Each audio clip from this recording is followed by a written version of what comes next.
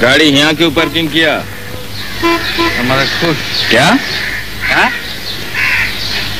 ओ भूल हो गया। क्या भूल हो गया? लाइसेंस निकालिए। अपना लाइसेंस निकालिए। लाइसेंस घर में छोड़ के आया। नाम ठिकाना बोलिए। क्या वो भी घर में छोड़ के चला है? बतलाइए, अपना नाम ठिकाना बतलाइए। काहे झमेला करता है सिपाही जी? अरे झमेला छोड़िए, जल्दी बोलो तो अपना नाम ठिकाना बोलो।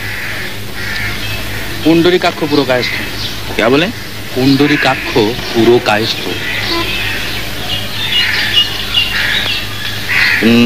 पुंडू?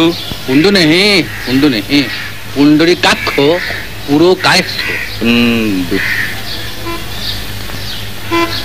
सुनिए, इस दफे छोड़ देता हूँ, लेकिन याद रखना और कभी ऐसा करना तो बहुत खराब हो जाए।